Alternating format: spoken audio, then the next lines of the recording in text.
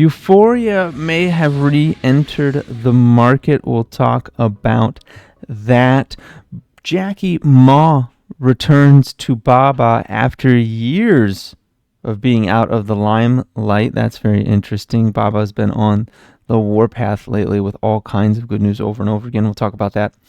Zone buys even more Doge amongst its fall. Bitcoin holding its own. We're also going to look at a play I mentioned yesterday on a post. Sorry, I've not made videos in a couple of days. It's been a wild few days. Anyways, check out the channel memberships before we get going, especially that stalagmite level where you get the real-time trade posts and members-only videos. I gave the whole channel a little taste of what I look at in stalagmite and what I bring to those members.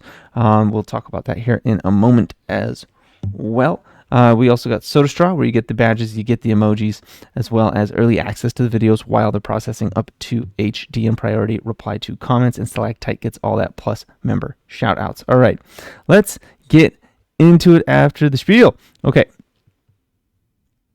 so we're looking at Zone. Zone did something interesting yesterday. They bought another 100 million Doge. You can see this here as of yesterday, 100 million Doge. They're now sitting there holding 6 million Doge. That is wild to me. They're holding 6 million Doge. 600 million, excuse me. 600 million Doge. They've got a market cap currently. So Doge is trading at about 27 cents, right? They're currently holding $162 million worth of Doge. They're holding that. Their market cap, let's scroll down here, is at 41.85 million, almost 42. Okay, we'll round it up just for funsies, meaning they're currently undervalued just based on the Doge they hold by 3.85 times. So they should be trading at least nearly 4x what they're trading right now. Currently trading at 269. They should be trading at about $10. They should be trading at about $10 based on the Doge holdings, and they continue to fall. So that is interesting there. Pay attention to that. And also always look at their SEC filings. See if they are diluting heavily. If they're diluting heavily, then you're not going to see this climb up, and you'll have to readjust market, the price compared to market cap and all that. But for now, they're currentently undervalued. So take a look at that. Then we've got Baba. Okay, we've got Baba. It's down. It's actually up again a little bit today, 0.8%. Baba, it's got Jackie Ma returning. Jackie Ma is returning. I don't know if you've noticed this or not. I only see his picture, not the headline. Here it is. Jack Ma returns with a vengeance. And this is all this stuff that's happening, right? I don't know if you've noticed that Baba's been getting a lot of really good news lately. Lots and lots of really good news over and over and over again. And you've been seeing that since August 28th, so just a couple of weeks ago, this thing has gone up 41%. 41% in a couple of weeks on a major stock, on a stock that is hundreds of billions of dollars. Okay? They're trying to become kind of like the Amazon of, they've been the Amazon of China, but they're trying to expand even further. And that's pretty crazy. Especially since they definitely have the largest addressable market of middle income consumers. Man, I cannot think this morning. Middle income consumers. I'm very interested in this. The other one that's got me interested right now. Well, first of all, let's talk about we're talking about this because we're on China. JD's been interesting right now. Brought this to Stalagmite yesterday. They're up 1.27% today. This is looking pretty interesting. I like JD where it is. I'm looking at JD to move up above this little volume spike right here at about 35. And once it does that, I'm looking at it to swiftly move to 40, potentially into the mid 40s, maybe even 42, 43 on a wild day, maybe 45.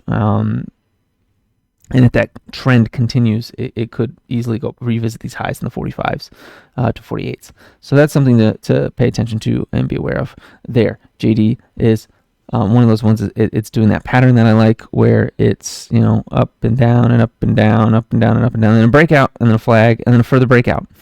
So I'm liking that. And I brought that to Stalagmite members yesterday. And I haven't entered on it yet, but they'll be the first ones to know when I do, and then I'll make a video about it at some point when I'm able to get around to that. Okay. So that's been interesting. What else? Rare earth minerals have been interesting. USAR MP, they had this little dip, and now they're starting to come out of that.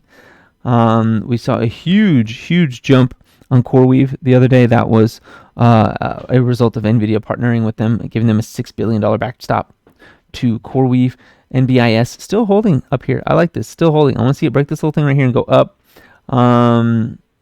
Pepsi is one of those defensives that I'm still kind of waiting for it to decide what it's going to do. ACMR already back up to 32. Look at it. It didn't even come back to touch my line, and it already went back up to 32 there. So this one, it's hard to catch this one. I have not caught this one in a good while. It's hard to catch. So I'm looking for this one to either break out above 32.56 or roll over, come back to my white line down here. HIMS, I've been back and forth on HIMS. It's been interesting. It's been a ride, right? I'm looking for it to hit this 50. Like, it moves so explosively. You kind of have to catch it on one of these volume spikes like where it is right now. And really gamble and be willing to cut your trade, like here in this case under 47.70.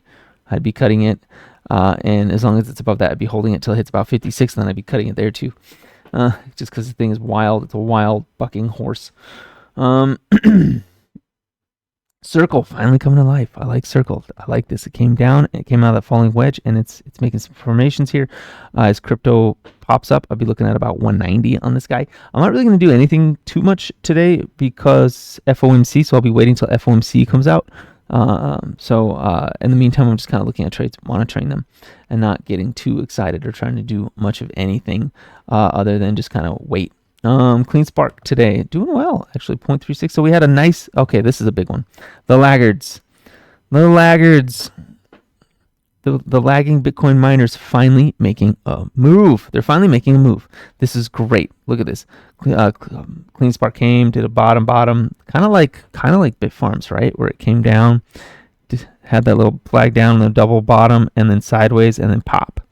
The only difference is we didn't get continuation here like Bitfarms did. Bitfarms got some sick continuation. We did not get that yet on Clean Spark, but maybe we will. We'll see. The laggards seem to be waking up. If we go look at Mara, same situation, right? It came down and went sideways for a really long time, and then it popped up. And as long as it can hold, up here, I want to say above 50% of this candle. So above 50% of that candle. So if we go right here, we go to the bottom of the candle. And there's the top. As long as we're staying above 1686, I'm not concerned about this move. I'm expecting this move to continue up as long as we're above that halfway mark, which was 1686 on this candle. On Mara, I'm very confident in it holding above this little bump on the volume profile and moving to the next one around $20. Okay. HUT did something awesome. HUT got to that next fib level, right? Got to that next fib level above 32.11, and it is holding. We've been completely detached from that fib level for 3 days now. 3 days completely detached to the upside of that fib level, meaning we are opened up to about $41 on HUT now. So I'm holding that, looking at that. Hive, I've been holding this one for a while as well. I don't think I've got a fib running on this bad boy, so let's go ahead and run one from the bottom to the top there, the local bottom to the local top. Not this top up here, but this one right about here. Or should it have been here? Maybe there, because that was like where the move started. Okay, we went up to this top, then we went above this. Okay, so this one's been above this fib level for a while here. We're looking at trying to reach up to about 464 on this guy. Very cool. Let's see if we raise that just a little bit more. And we go to the bottom of that swing instead of the bottom. Go ahead, bottom of the swing versus the bottom. And yeah, we came up above it. We came back to touch this one. As long as we're holding above 377 here, I'm not concerned about coming down to 350, and we could go as high as $5 off of that. So that's pretty exciting. Bitfarms did better than I expected. Bitfarms did way better than I expected. It went all the way up to almost $3. So we went from 127 to almost $3 in a matter of days. I got most of that. I sold that for significant hundreds of % of profit on that. That was pretty great. I was pretty happy about that. This is parabolic. This is going to have to rest at some point. Probably come back to down to 224 at some point. Maybe we'll see. But as long as it's holding above 250, I'm not concerned about that. IREN starting to show a little weakness at the peak here. It is, as I mentioned before, opened up to that $41 level, but will it make it? We'll see. We'll see if it can or not. We do know that it tends to lead to the downside, so we'll pay attention to that as well. Let's see, is there anything else? Wolf still holding at that $10, $11 range. They're still inside of this box here, hasn't moved out of it yet, so I'm not too interested there. Deer making a flag, looking like it's ready to make a move, so that's pretty exciting. Tesla was one we made a huge win on the other day. Looks like it wants to reset for the FOMC, which is fine. That's fine. I wouldn't mind seeing it come back down to 395. Tap this white line here over the next couple of days, right? Maybe not even tap that white line. Maybe just come down to 395 in a day and then shoot right back up. We'll see. Apple has been very interesting. In fact, this might be tradable. I'll take a look at this later. If you're in stalagmite, you'll get that. Nvidia is looking a little weak. Not that. Nvidia holding 170. Nvidia has been kind of just chopping around at the highs here. If we look at this, it's been chopping around at the highs here. If Nvidia ends up trading below 170, it's going to swiftly drop to the bottom Bollinger there about 160. We'll lose about $10 real fast. So pay attention to that. And really, Nvidia doesn't interest me till it's above 184 again, to be honest, for now. AMD though is interesting. Yeah, AMD is interesting. Why is AMD interesting? All right, here we go. Let's get some drawings on. We got an inverted head and shoulders here. Look at this. We came down, got a shoulder, got a head. We're getting a little shoulder there. And if that pops up, we could be going right back up to 185 or higher off of that little shoulder there. I know, that sounds crazy, but we totally could. And the neckline, let me take this. The neckline is going to be about right here, which we're right on that neckline. We're right on that neckline. We can break that neckline. We can see this thing move quickly up to that volume bump right there, about 173, 174. We'll get a little resistance at 177, but once we cross that, boom, 186. Here we come, maybe even 200. So I'm watching AMD for a potential resurgence here real soon. As long as it doesn't break this white line. It breaks this white line, and we lose. Yeah, that's kind of a far drop. We lose 151, then it's gonna come tumbling down. And you can see this is one of the more consistent ones with the volume spikes. There's a volume spike every $10 or so on here. Look at this. Just never stops. So pay attention to that too. But we do need to get above this pop right here, and then we can move up to the 70s easily. Qualcomm finally gave me a reason to be interested. Qualcomm finally gave me a reason to be interested. Look, it came down. It's been struggling at this 163.95 area or 163.67 for a really long time since, what is this? Get rid of this. Since February, it's been struggling with that. And we're finally above that, meaning that it now is opened up to 176, potentially opened up even as high as 180 here pretty easily. So watch for that. Watch that. It's going to be very interesting what happens here going forward with that. If we come here, we take a fib. Now, this is a quick and dirty version of it. But maybe even 190 on a good day. But 172 is what I'm kind of eyeing on Qualcomm there for now. MRVL is very interesting as well. It came down, it started to flag. As long as it doesn't break underneath 66, MRVL is going to come up, hit this white line. It might fail at that white line, but it's going to touch it. Of course, something I say is financial advice, not a suggestion to buy, sell, or hold any asset whatsoever. You always got to do your own research, come to your own conclusions. You are responsible for your own risk and investment choices. And of course, the risks associated. JMIA got real interesting yesterday. Look at that. It popped up 20-something% yesterday. It was up 21% yesterday. This is when I was in here. I made $30-40 on it, and then it popped up real nice. So what can you do? I made a little bit of money. I should have made more. Well, that's just how it goes sometimes. We're still looking at XYZ is an interesting one still. Why is XYZ an interesting one still? I'll show you why. If we go to the weekly, and we turn off some indicators and stuff, you'll see why it's interesting. Here we go. There you go. That's why it's interesting. If we can get above this little pop right here at $100, if we can get above $100, and this bull flag right now looks like it's poised to go to $100, which is a sizable move on its own. But if we can get above $100, we've got room all the way up to about 130 easily, potentially even as high as 192 without too much trouble, especially if we start to see liquidity get injected. So a dovish Fed would be very interesting here for this. So this one is getting very interesting. I do think that we're probably about ready for a breakout to $100. And then once we cross that $100, then things start to get wild for this stock. So put that one on the radar. Pay attention. Nuclear is kind of back and forth depending on which one you're looking at. My preferred one right now is SMR. They've been getting just glued to this white line. It breaks this white line, I'm out of here, though. I'm currently in a position, it breaks that white line, I'm going to leave. Because I don't want to get sucked into that 35.21. Yeah, above that, I'm out of here. Or below that, I'm out of here, sorry. Yeah, you can see they're all kind of doing not so good, except Vistra. Vistra's doing great. It's even bull flagging up here, so that's interesting. As long as it holds above 207.80, 208, I'd guess. 208. I'd be interested in this one moving up to 210, 220, maybe even higher. Is there anything else? UNH is doing nice. Healthcare is doing pretty nice today. Serve, I believe I've talked about Serve before. They do robots for like those delivery robots that everyone was kicking over for a while. They do those. They do a few other things too. But it had this nice long flag, this crazy long flag. It's starting to break out on it right now. I really want to see some continuation here. If we get continuation, I'd be looking at about $16 on this. On an amazing day, maybe even filling this gap that goes all the way up to 1948. So I'm paying attention to it. I've done nothing with it, but I'm paying attention to it right now. AAL, we're coming into that Q4 season here. American Airlines is bull flagging. Once that bull flag's done, I expect it to move back up to 14. So pay attention to that. I think DAL, same.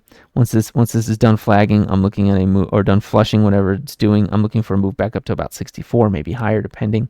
That flush might continue down to about 56, where this the volume profile is.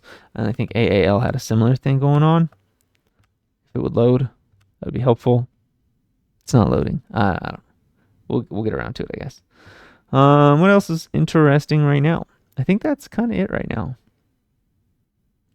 Yeah, that's pretty much everything I want to talk about. There's a volume profile. Yeah, American Airlines could drop to about 11.65, about another dollar before seeing it really reverse. So I'm watching for that too, because this is a pretty good income trade, and you can see that this one's been doing stair steps up and down and up and down and up and down.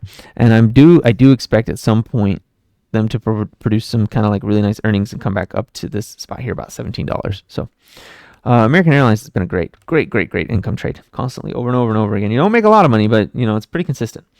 Then you got Chinese stocks there. Where were they at? I lost them. Oh well. Anyways, that's all I've got for you today. Let's take a look at gold real quick. Gold, looking great. Gotta love it. Gold, let's take a look at Bitcoin too. I know I said that's all I got for you, but I was lying. I was lying. Let's go back. Where's Bitcoin? There's Bitcoin. 116's holding. 116's holding pretty nicely. We're in this uptrend. I like it. As long as we don't fall back beneath 114, I'm looking at this move to continue. We could get a little flush here, especially if we bring up the global liquidity, which I think, so global liquidity. Let's turn off the drawings. No, I want to keep everything but the drawings. Okay, so let's do this, and do this. Okay. Global liquidity came to a bottom down here in about August 16th. Bitcoin did not. Bitcoin kept falling and then started doing that up move, which looks a lot like this up move here, which went until August 27th. So about 2 weeks, right? 16th to the 27th. We started this on the 30th, and we're currently sitting at about that 2-week level where we started to see that little dip. Now this dip might come to the 50. It might come to the 50, maybe 113. Maybe we'll get a little fancy, come down to about 12.5. Then I'm expecting that continued move up, which I'm expecting this to be a return to that all-time high, maybe even a peak above that all-time high here by beginning of October. Then we get a wobble here, late October, maybe November, where we do that drop all the way back down to this level, which currently here is about 107. We might even see a flush down to 104, 105. But look at this right here. near the very end of the year, this is a sloping one, right? Look how this kind of like slopes and scoops and then comes right back up. And it looks like it wants to go up pretty dramatically here. We see this line spike up and go higher than it has before. We're going to get a new all-time high on Bitcoin. So we're watching that line right there for Bitcoin very, very, very, very carefully. Okay, anyways, that's that one. Ethereum's doing okay. Doge is down 1%. Boo. Pump Doge so we can get our zone on. Oh yeah, the one I brought to everybody for the taste of stalagmite. CRISPR. CRISPR is interesting. CRISPR is very interesting. Look at this. Look at this thing. So we had this, drop right there, and we're breaking out of that with force. Breaking out of that with force. If I go to the weekly, look at this thing on the weekly. Look at this thing on the weekly. We came up right above the 50-week with massive volume, came back, touched it, tapped it, and bounced right off of it. That is strong. That looks a lot like back here, where we got a pop off that 50 of about 52%. So if we were to do that now, we'd be looking at about coming up to about $78, maybe even $80, which would be above the top Bollinger Band on the 2-week side. This is a 2-week chart. That's even more bullish. On the weekly chart, yeah, we didn't even come to that, and we started bouncing. Anyways, that would be a move, up to the weekly Bollinger Band up here, which would not surprise me at all, which is basically exactly what it did back here, right? Touched the up Bollinger Band, came towards the 50, and then nearly touched it again on the top end. And it pushed it even a little higher, so we might even expect this to touch about 80. So I'm watching this actually, and the fact that it's up again today has me very, very interested. No, it's down a little bit today. I'm very, very interested in this. I want to see it continue. I want to see what happens after FOMC. This is going to be my FOMC play, I think. It's going to come back. I think it's going to touch this white line. As long as it doesn't break this white line, I'm seeing it shoot up towards that 70, maybe even higher on CRISPR. And CRISPR is going to be a beneficiary of AI and of rate cuts, and we're going to see where it ends up from there. Now, one thing I do want to check before we go, I always come to the financials. Scroll down, you can see they are not profitable currently. Their quarterly margin, net margin, is negative 23,000, which is insane. That is insane. Basically, what is that? They're losing $230 for every dollar earned, something like that. Their annual net margin for 2024 was minus 981%. So this is not a profitable company. They need rate cuts. They need rate cuts to survive. They constantly miss earnings. So this is not a fundamental play. This is a short term, like, get the pop, get out, catch some hype and roll. You can see, they just burn money. They burn money. But they do have a pretty sizable stockpile of cash. Short term, great. Long term, not so good. A little closer to break even there on the long-term debt to long-term assets. Whereas short-term, they're doing just fine. So I wouldn't hold this long-term. I'd be looking at this to do a move. And if it failed to do my move, I would leave. Because this is not a profitable company. This could burn you pretty easily. But it is doing a beautiful technical move right now that I think everyone needs to see, understand, and at the very least, chart it and see how it functions. That's a very important thing to do, in my opinion. Anyways, that's all I've got for you today. Please like, comment, subscribe, share this video. Check out the Trade Cave store, link in the description, as well as the channel bio. Don't sleep on the channel memberships, especially that stalagmite level. If you want to see how I am managing this end of the cycle, arguably the most challenging part of the cycle, and have a profitable day.